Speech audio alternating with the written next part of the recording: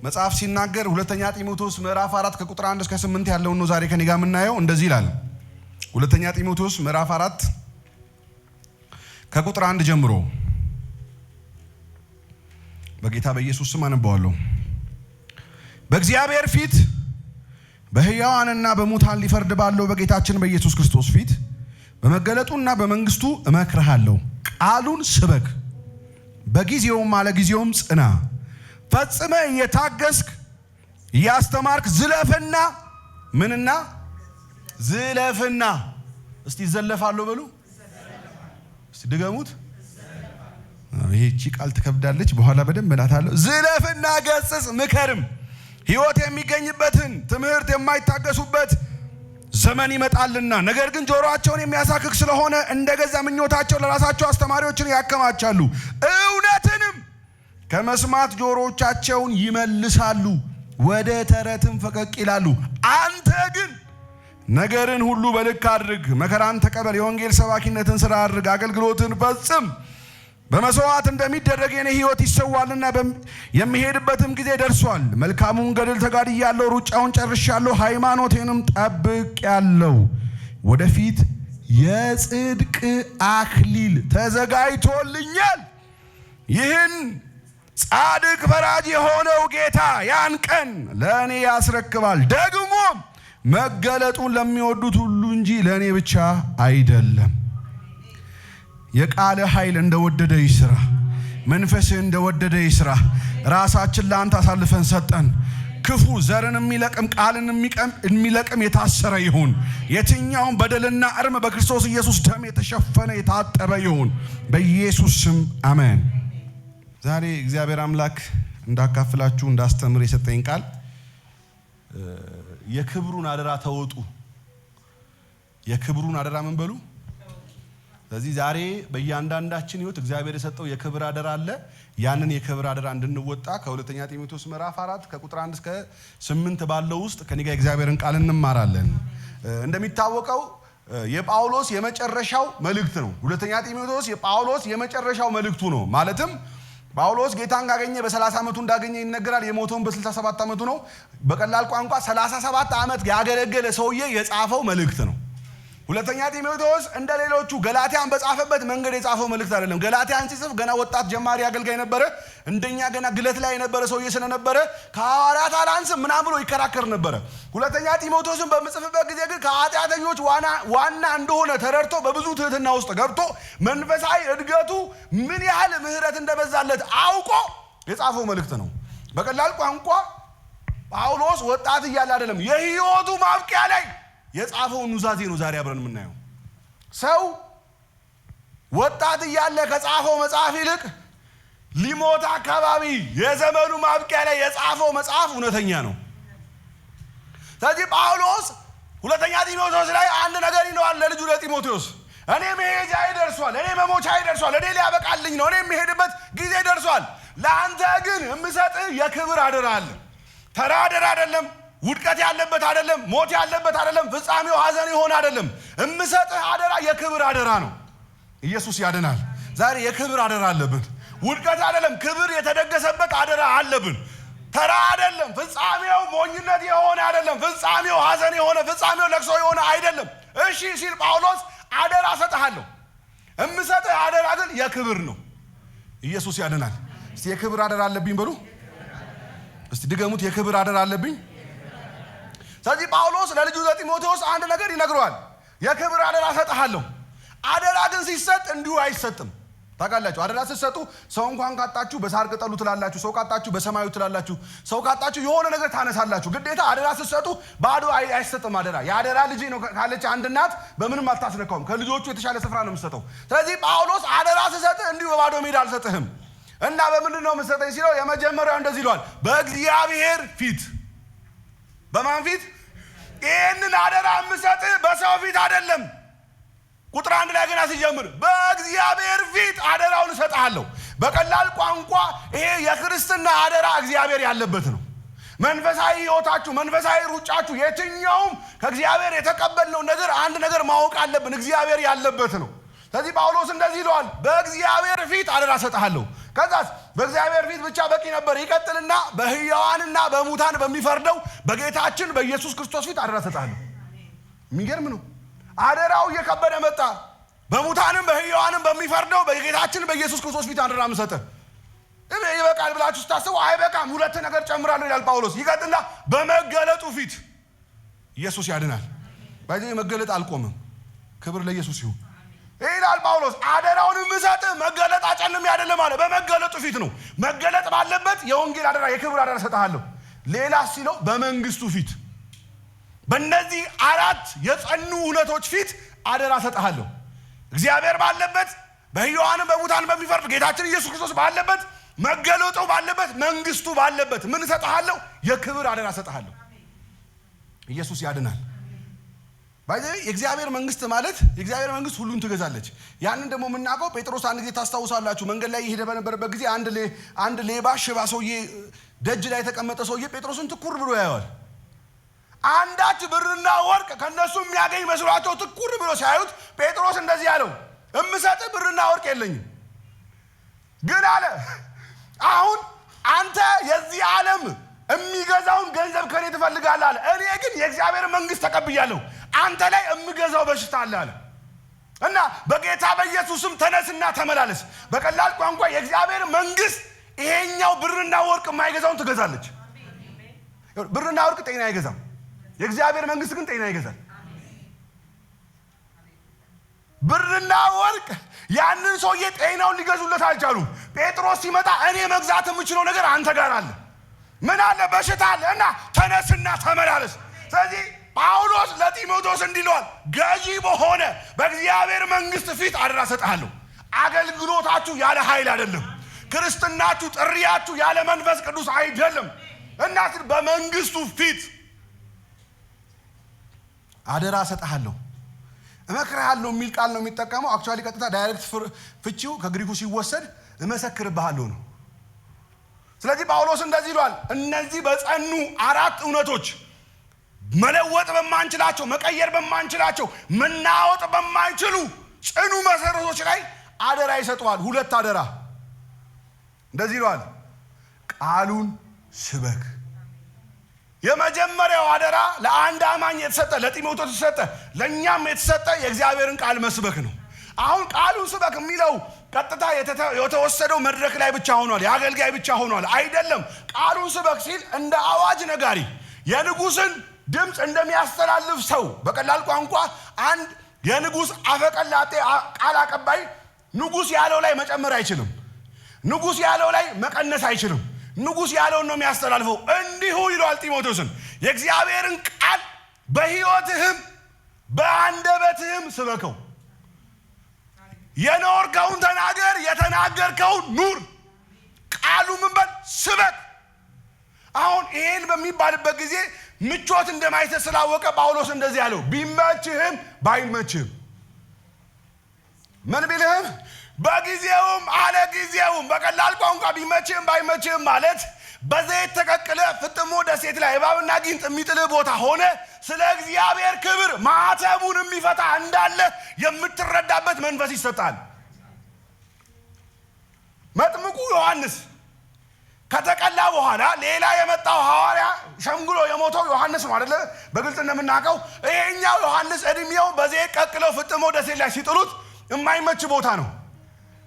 ሊያስጨንቀው የሚበላው ምግብ ጤናው ምናምን ነበር። ከዛ አለፈና አንድ ነገር አለ። እሱ ጭራሽ የሚመለከተው በጌታ ቀን በመንፈስ የሚያደርግ አይደለ? ይሄ ተሰቅሎ የነበረው የታረደው በቆሞ ነበር የሚያየው።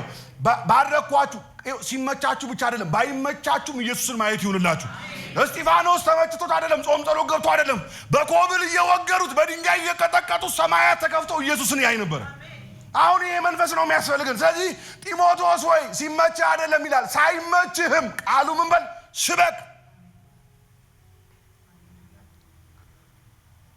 ባይመችህም ጳውሎስ ባለመመሸት ውስጥ ወንጌልን ሲሰብክ የኖረ ሰውዬ ነው። በቀላል ቋንቋ የጳውሎስ ረጅም ዕድሜ አገልግሎት እስር ቤት ያለቀ ነው። ሲታሰር፣ ሲቀጠቀጥ፣ ሲደበደብ ምን ያልሆነው ነገር አለ ጳውሎስ። ይሄን ሁሉ እየሆነ አንድ ነገር ምሳሌ ሆኗቸዋል። ቢመቸውም ባይመቸውም ወንጌልን ይሰብክ ነበር። በኢየሱስ ደም ባረኳችሁ። ይሄ ወንጌል ከምቾታችሁ ይለፍ፣ ካለመመቻታችሁም ይለፍ። ይኸው ተመቻችሁም አልተመቻችሁም የእግዚአብሔር ወንጌል በሕይወታችሁ ላይ ይስራ። ስለዚህ ጳውሎስ እንደዚህ ይላል፣ ቢመችህም ባይመችህም ሰንሰለት አደረክበት። ጳውሎስ የሚሰብከው ወንጌል ነው፣ ተመችቶት አይደለም። ሰንሰለት አድርገህበት እነ ፊስጦስ ፊት ስታቆመው የሚነግርህ ወንጌል ነው ጳውሎስ። ለምን? ቢመቸውም ባይመቸውም አንድ እውነት ላይ እርግጠኛ ሆኗል። ኢየሱስን ብቻ መስበክ ስራ ሆኗል። ኢየሱስ ያድናል። አሁን እዚህ ጋር ነው የሚቀጥልና ለጢሞቴዎስ አንድ ነገር ይላል። ቃሉን ስትሰብክ ግን 3 መሰረታዊ ነገሮች ይኑሩ። የሚሰበከው ቃል ላይ፣ የምትኖረው ቃል ላይ፣ የምትመላለስበት ቃል ላይ 3 መሰረታዊ ነገሮች። የመጀመሪያው ዘለፋ ይላል። ዝለፍ አይደለ? ዝለፍ ወይ ደግሞ ውቀስ። ምን በል? ዝለፍ ወይ ምን በል? እሺ፣ መዘላለፍ መንፈሳዊነት ነው። ኢየሱስ ጌታ ነው። አንሰዳደብ እንጂ መዘላለፍ ምን አይነት ነው? መንፈሳዊነት። አሁን ግን ጴንጤ መዘለፍ አይወድም። ተሳስታችሁ ጌታ እንኳን ትንቢት ነግራችሁ ከዘለፋችሁለት ከዚህ ወደዚህ ቸርች ተመልሶ አይመጣም። ለምን? መዘለፍን የሚጠላ ትውልድ ነው የበዛው። ጳውሎስ ግን ይላል ዝለፈው። የሚዘለፍ ህዝብ አለ፣ የሚወቀስ ህዝብ አለ። አቻ ቃሉ እግዚአብሔር በዘለፋ ይባርካችሁ። ጩሁና አሜን በሉ። እኔ የሚዘልፍ አገልጋይ ይስጣችሁ። ሞኝነት አይደለም። እግዚአብሔር አምላክ ምስክሬ ነው።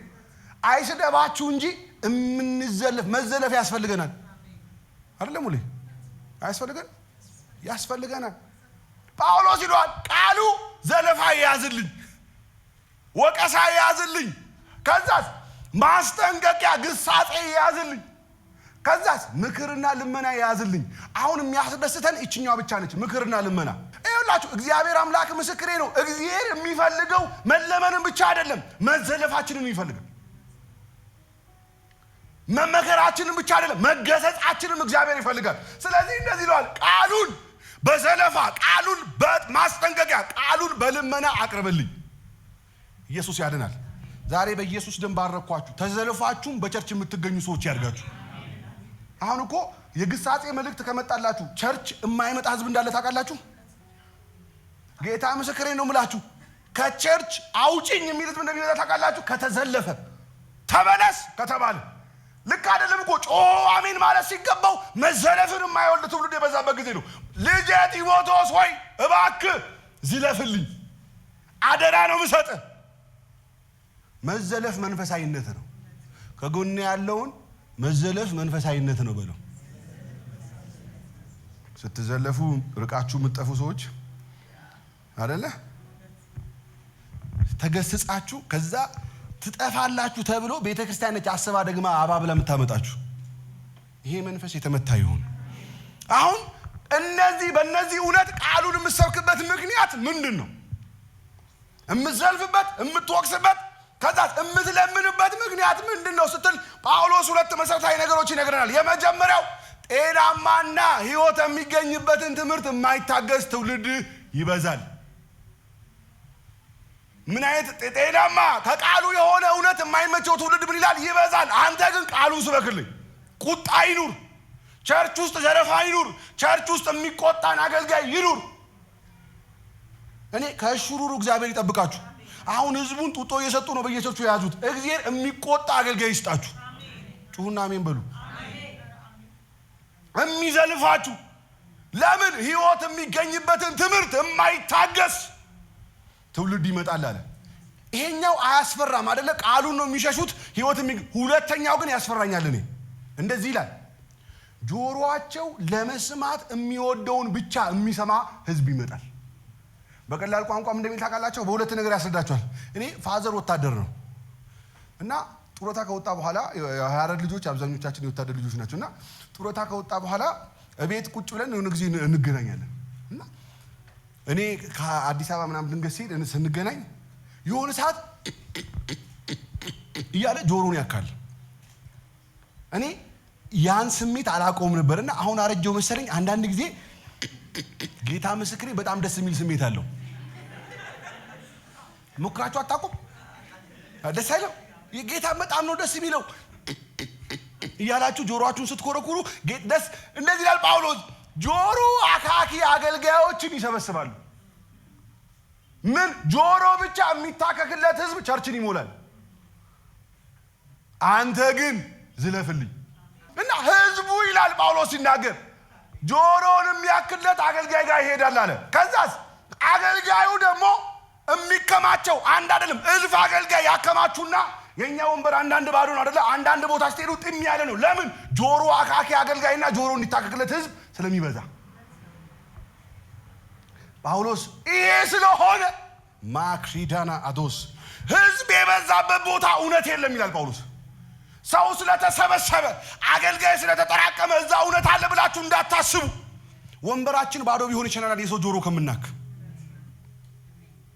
ጌታ ምስክሬን ነው የምላችሁ።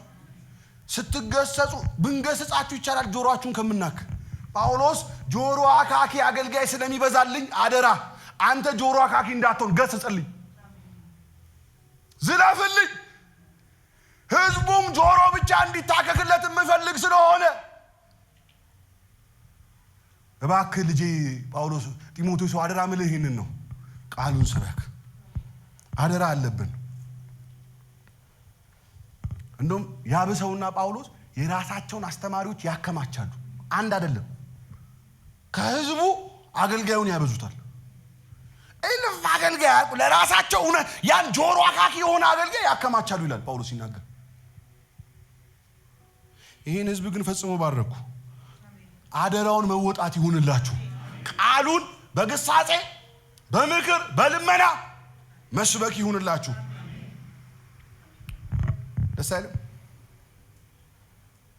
እና እንዳረጀው የገባኝ ጆሮ የማከክ ስጀምር ነው። እኔ እድሜ እንደሄደ የገባኝ ፋዘር ድሮ ያረግ ልጅ እያለው ያረግ የነበረው ሳረግ ነውና እንዲህ ካሉ አገልጋዮች ግን እግዚአብሔር ይጠብቃችሁ። እውነቱን የሚነግሯችሁ እግዚአብሔር ያብዛላችሁ። ሲቀጥል ከትንሽ ጊዜ በኋላ አካኪዎቹ የሚፈልጉት ነገር ስለሚሰጣቸው ስፍራ ይለቃሉ። ጆሮ አካኪዎች የምሬን ነው የምላቸው። የሚፈልጉት ቤት ነው መኪና ነው ይወስዱና ስፍራውን ይለቁታል።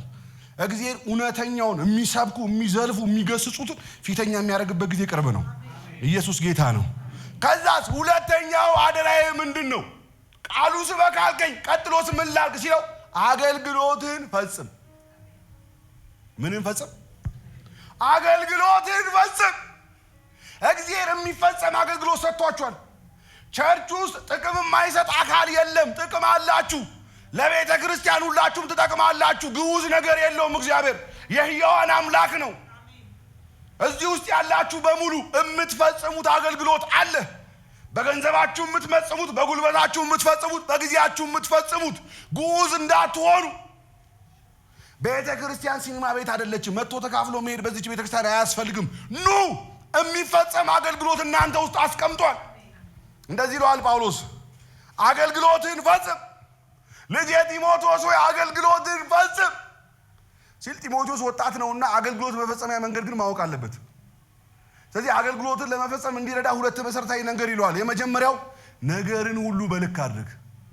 ምንን ሁሉ? ነገርን ሁሉ።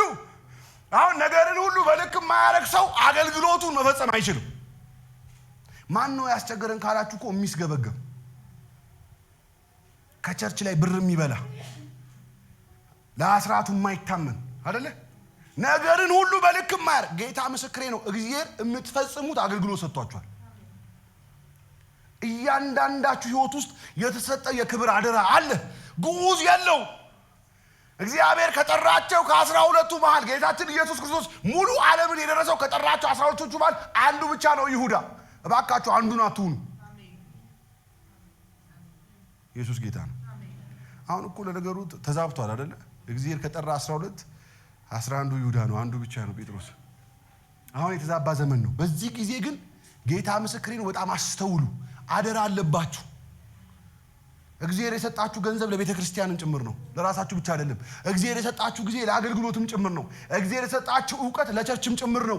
እየቤታችሁ ይሄ የሲኒማ ሲስተም የተመታ ይሁን በኢየሱስ ስም።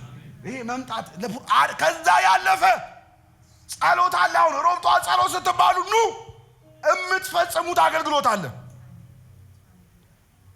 አገልግሎትን ፈጽም። ያ እንዲረዳ ነገርን ሁሉ በልክ አድርግ። አትስገብገብ። ልጄ ጢሞቴዎስ ሆይ ሁሉን አትይዘው።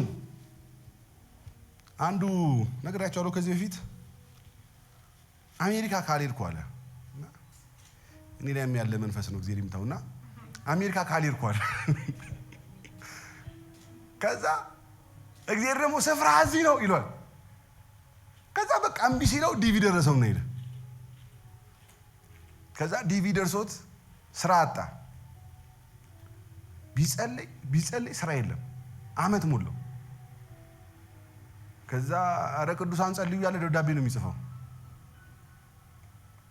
ከዛ እንደ ድንገት ስራ አገኘ እና አመስግኑልኛል ስራ አግኝቻለሁ አመስግኑ ሲሉ የቀድሞ ደግሞ ትንሽ የነበረ ጴንጤ ተንኮለኛ ነው። ስራውን ንገረን አሉት።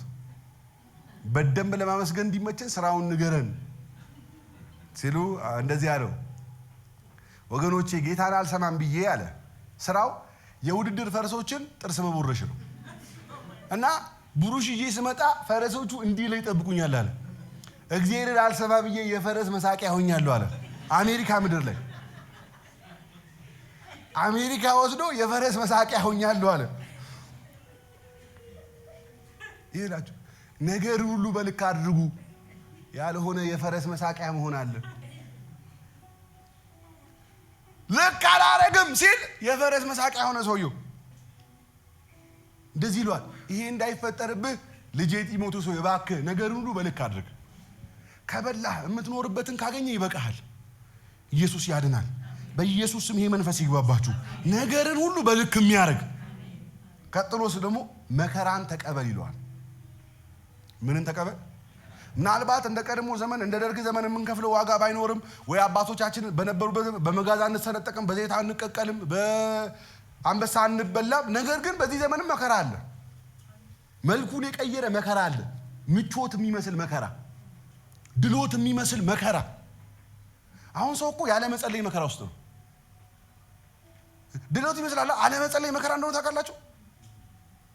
ምቾት ራሱ ጌታ ምስክሬን መከራ ነው።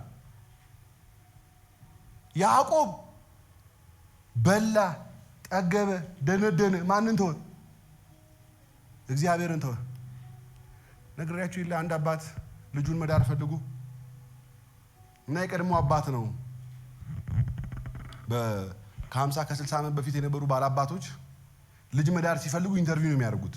እንዳሁኑ ዘመን ሽማግሌ ልከህ ዝም ብለህ አታገባም እና ጠርተው ይጠይቃሉ። ጥያቄ ምን ትችላላችሁ? ከዛ የመጀመሪያ የሚጠይቋቸው ረሃብ ትችላላችሁ ይሉ ጥያቄው። ከዛ ሁሉም ይመጣና ወጣቱ እኔ እጅ እግር እያለኝ እንዴት እንራባለን? እጄ ብርቱ ነኝ፣ እቆፍራለሁ፣ እዘራለሁ፣ እንበላለን ይላል።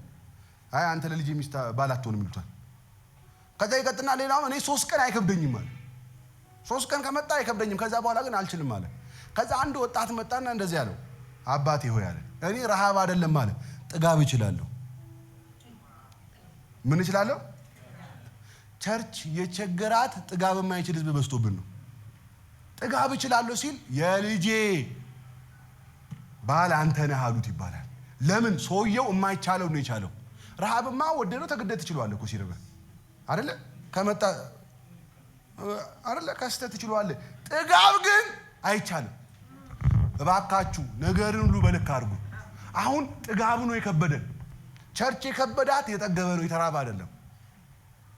ትንቢት እውነተኛ መንፈስ መልእክት መጥቶለት ሲጠግቡ አይደለ ከቸርች የሚጥፉት። እስቲ ዞራችሁ ዞር ብትሉ የጠፋ ሰው የለም? ጠግቦ አለ። እግዚአብሔር ነገሩን አቃንቶለት የጠፋ የለም? አለ። ለምን? ጥጋብን መሸከም የሚችል አቅም የለንም። ስለዚህ መከራን ተቀበል። አሁን የድሎት መከራ ነው ቸርችን የከበባት። እባክህ መከራን ተቀበል ይለውና አሁን ይሄንን በሚለው ጊዜ ልጁ ጢሞቴዎስ ገና ወጣት ነው። ጫና ያደረገበት ስለመሰለው ጳውሎስ የሚፈጸም ነው አገልግሎት አትፍራ ይለዋል። እንዴት ሲለው የኔን ህይወት ተመልከት። አንደኛ ይለዋል የኔ ህይወት ምሳሌ ይሁን፣ መልካሙን ገድል ተጋድያለሁ። ማክሪቫና አዶስ የህይወታችሁ ፍጻሜ ላይ እንዲምትሉ ሰዎች ያርጋችሁ። መልካሙን ገድል ብያለሁ፣ ተጋድያለሁ። ይቻላል። እማወራ የምሰብክ ነገር የማይቻል አይደለም። የኔ ህይወት ምሳሌ ይሁን፣ ይቻላል። ምን ብያለሁ? መልካሙን ገድል ተጋድያለሁ።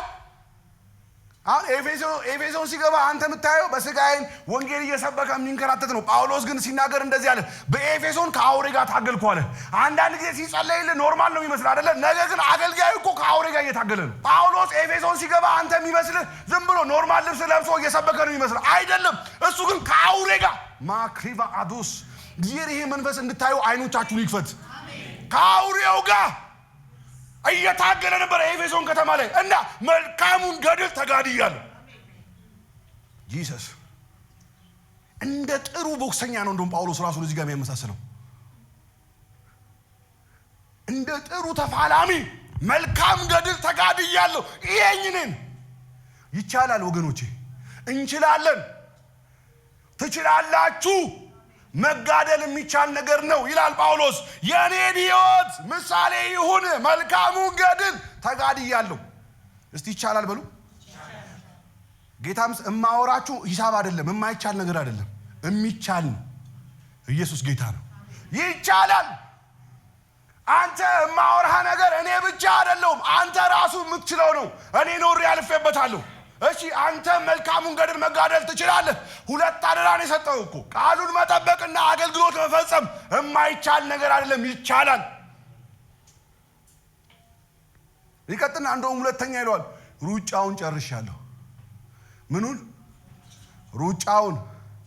ሩጫዬን አይደለም። አሁን ብዙ ሰዎች የራሱ ሩጫ ነው እየሮጠ ያለው። መቃብርም ላይ ስትሄድ ሩጫውን ጨርሻለሁ ይላል። የማንን ሩጫ እንደሮጠ መጠናት አለበት። ጳውሎስ ግን ሩጫውን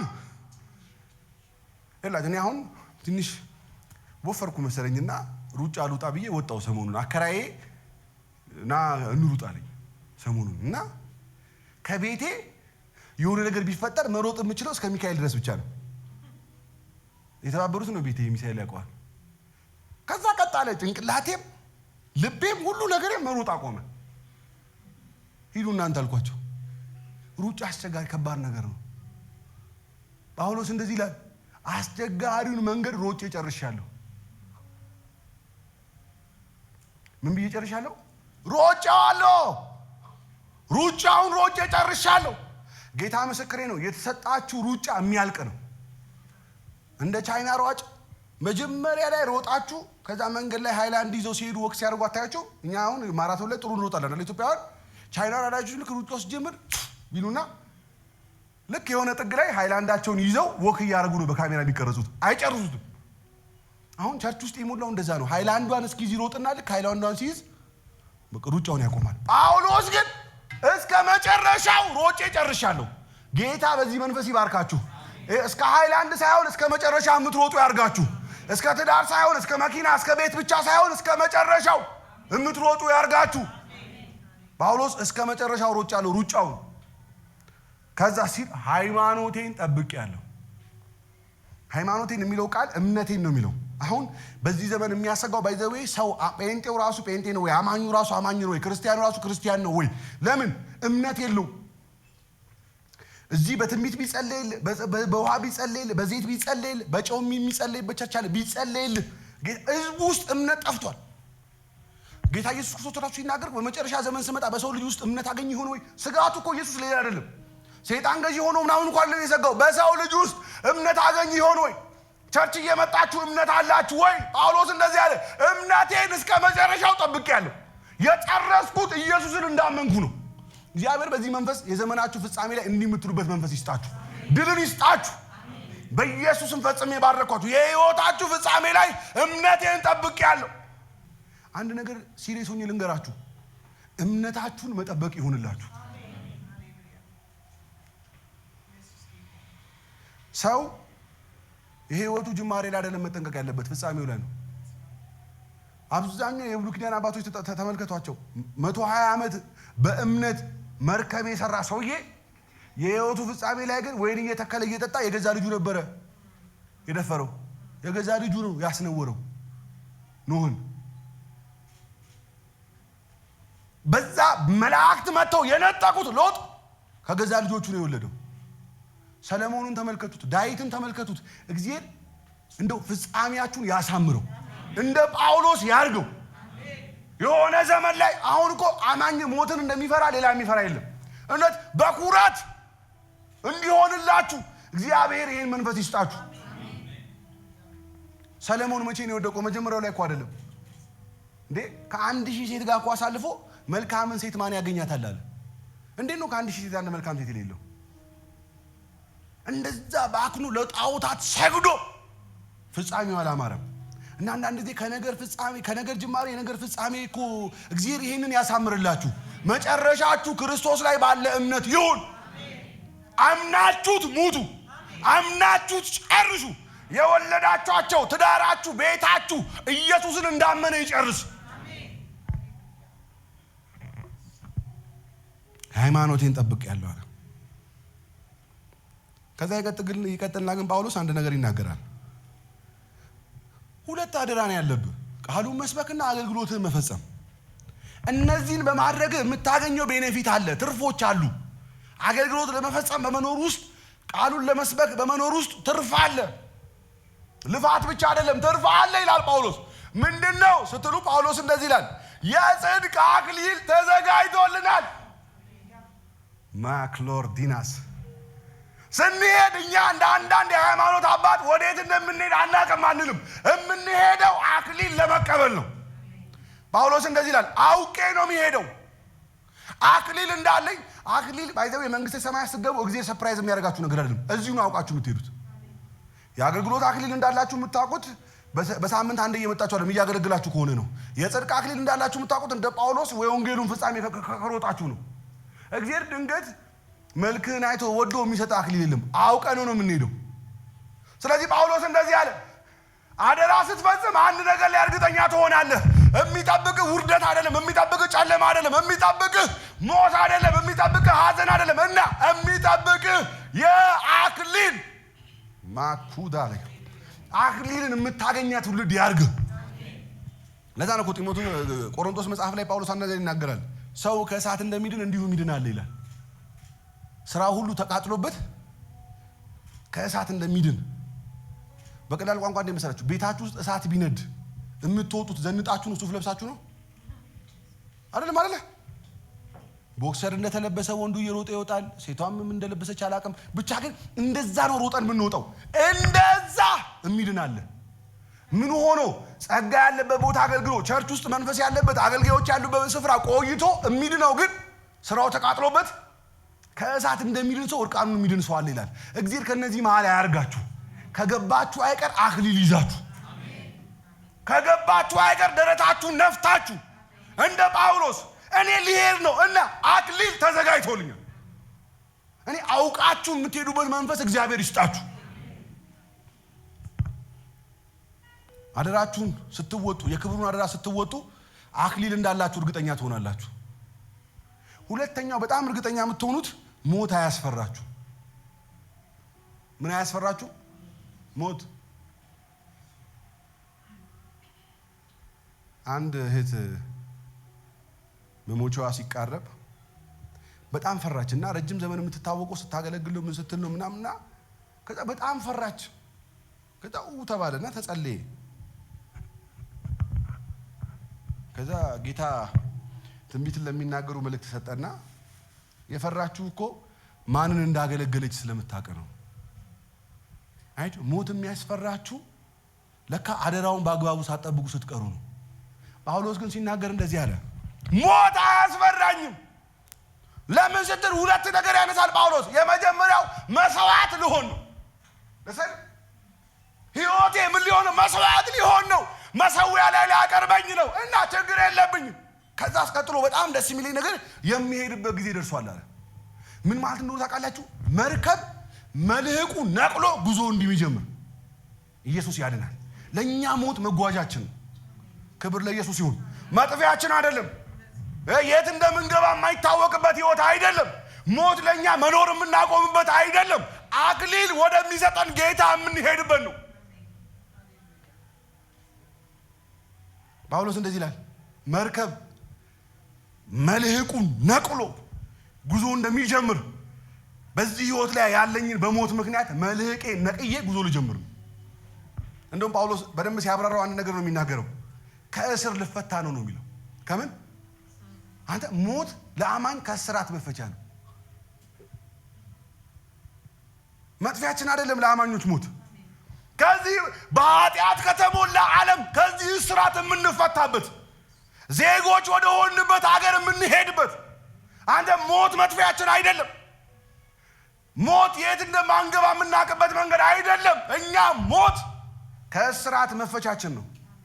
ኢየሱስ ያድናል። ይሄ ግን ልብ የሚኖራችሁ አደራውን ስትፈጽሙ ነው። አደራውን ካልፈጸማችሁ ደጃችሁ ህመም ሲያንኳኳ ልሞት ነው ወይ የሆነ ነገር ሲፈጠር ልሞት ነው። እኛ እኮ እንደውም እኮ አክሊል እንዳለን እርግጠኛ ከሆነን እንደ ጳውሎስ ነው ሊሄድ ከሱ ጋር ሊኖር እናፍቃለሁ። ያንን ግን እንዳንል የሚያደርገን ምን ነው ታውቃላችሁ? አደራውን አንፈጽምም፣ ቃሉን አንሰብክም፣ አገልግሎታችንን አንፈጽምም። እግዚአብሔር አምላክ ይርዳን። ክብር ለኢየሱስ ይሁን። በጣም አንድ ነገር ላይ ብቻ እርግጠኛ ሆኑልኝ። ጳውሎስ የክብር አደራ አለባችሁ ይለናል። ለጢሞቴዎስ የተሰጠው የክብር አደራ ዛሬ እኛ ጋር ደርሷል። አደራ አለባችሁ፣ ቃሉን ኑሩት፣ ቃሉን ስበኩት። ስትገሰጹ ተገሰጹ፣ ስትመከሩ ተመከሩ፣ ስትዘለፉ ተዘለፉ። ቸርች መጣችሁ እግዚአብሔር ተመለስ የሚል ትንቢት ሲያመጣልህ አይክፋ። እግዚአብሔር እሱን ነው የሚያወራችሁ። የለም በጉባኤያችሁ መካከል የለም ትንቢት መጥቶለት የጠፋ የለም። ብዙ አይደለ? እግዚአብሔር ያጣራ የተጣራ ሕዝብ ቢሆን ይሰጠናል። እንቀጥላለን። ኢየሱስ ጌታ ነው። ግን ቃሉን ስበኩ። ሁለተኛ አገልግሎት የሚፈጸም ነው። በእያንዳንዳችን ሕይወት ውስጥ ያለ አገልግሎት የሚፈጸም ነው። ዝም ብሎ ተይዞ እንደዛ ሰውዬ መክሊት ቀብረን የምንጠብቀው አይደለም። የምናተርፍበት ነው። ሰው የሚድንበት፣ ሰው የሚተርፍበት፣ ወንጌል የሚነገርበት። የእናንተ ሕይወት ተራ አይደለም። እናንተ ሕያው የክርስቶስ ደብዳቤዎች ናችሁ። በሄዳችሁበት ስፍራ ሁሉ የሚነበብ ኢየሱስ በላያችሁ ላይ አለ አለ። አንቺ ስታወሪ የሚነበብ አለ። አንተ ስታወራ የሚነበብ አለ። በመስሪያ ቤት ተጽዕኖ ያንተ ነው። መጽሐፍ ቅዱስ ሲናገር እናንተ የምድር ጨው ናችሁ ይላል። ጨው ትልቁ ስራው ብልጫን ነው የሚያሳየው። 10 ወጥ ሰርተ አንዱ ላይ ጨው ካረክ አንደኛው ጨው የጥፍጫ ብልጫ አለው፣ የወጥነት ብልጫ አለው። አይደለም ሴቶች? አዎ ብልጫን ነው የሚያሳየው። እኛ ህይወቱ በብልጫ የሚገለጥብን ሰዎች ነን። ኢየሱስ በብልጫ በእምነት ብልጫ የምንገለጥ ሰዎች ነን። በከተማ ላይ በተራራ ላይ ያለች ከተማ ልትሰወር አትችልም ይላል። አንተ ኢየሱስ ምን እንደሚል ታውቃላችሁ? በተራራ ላይ ያለች ከተማ ሲል ያቺ ከተማ ድሮ አቅጣጫ መጠቆሚያ ነች። ሰው መንገድ የሚጓዘው ያቺን ከተማ እያየ ነው፣ መንገድ እንዳይስት። አማኝ ለዚህ በጨለማ ለተያዘው ዓለም አቅጣጫ መጠቆሚያ ነን እኛ። የእምነት አቅጣጫ፣ የህይወት አቅጣጫ፣ የድል አቅጣጫ ጠቋሚዎች ነን እኛ። እኔ ባረኳችሁ። ይሄንን እውነት የምትገልጡበት ጸጋ ይሰጣችሁ። የክብር አደራውን የምትፈጽሙበት ጸጋ ይሰጣችሁ። ቆመን እንጸልይ። ዛሬ በኢየሱስ ደም የክብር አደራውን የሚያስፈጽም መንፈስ ይምጣብን። የክብር አደራውን ወደ ህይወት የሚያመጣ መንፈስ ይምጣብን። የክብር አደራ አለብን። ያንን አደራ የሚፈጽም ልብ እግዚአብሔር ይስጠን። እንደ ጳውሎስ በኢየሱስ ደም የወንጌሉን ፍጻሜ የክብር እንዲሆን፣ የህይወታችን ፍጻሜ የክብር እንዲሆን ጌታ ሆይ ሞት ወደኛ ሲመጣ እንዲህ የምንልበት መልህቃችንን ነቅለን ጉዞ ልንጀምር ነው። መቆም ሊያበቃ ነው። እስራት ነፃ ልንወጣ ነው የምንልበት መንፈስ ስጠን እባክህ በኢየሱስ ስም። ለክብር አደራው አገልግሎትን ለመፈጸም፣ ለመገሰጽ፣ ለመመከር፣ ለመዘለፍ የተዘጋጀ ልብና ማንነት ስጠን። እግዚአብሔር አምላክ እለምንሃለሁ በኢየሱስ ደም እባክህ ለዚህ ህዝብ ለኔም ጭምር ጸጋ አብዛ፣ ጸጋ አብዛ፣ ጸጋ አብዛ። አደራውን እንድንፈጽም አክሊል ኖሮን የምንገናኝ ሰዎች አድርገን። ዘላለም አንኖርም በምድር ላይ እግዚአብሔር አምላክ። ከሞት በኋላ ግን በአክሊል አገናኘን። ባረኳችሁ። በአክሊል መገናኘት ሆነላችሁ። በአክሊል መሰባሰብ ሆነላችሁ። ሞታችሁ የአክሊል ይሆን፣ ሞታችሁ የድል ይሆን፣ ህይወታችሁ የድል ይሆን። እባክህ በኢየሱስ ደም እግዚአብሔር አምላክ ጸጋ ስጠን፣ አቅም ስጠን። እግዚአብሔር አምላክ ያለ አገልግሎት ኖርማል ከሆንበት ህይወት፣ ለቤተ ክርስቲያንም እግዚአብሔር እንግዳ ከሆንበት ህይወት፣ ከማንተርፍበት ህይወት እግዚአብሔር አምላክ በየቤታችን ለመጠቀም ብቻ ከምንመጣበት ህይወት እንድታወጣን ለመጥቀም የሚመጣ ህዝብ ስጠን። ወደዚች ቤተ ክርስቲያን ለመጥቀም የሚመጣ ህዝብ ይምጣ። ለመጠቀም ብቻ አይደለም፣ ለመጥቀም የሚመጣ ህዝብ ይምጣ። ጳውሎስ ልጄ ጢሞቴዎስ ሆይ ጠቃሚ ሁን እኮ ነው እያለ ያለው። የክብር አደራው ሰውን ጠቃሚ ያደርጋል።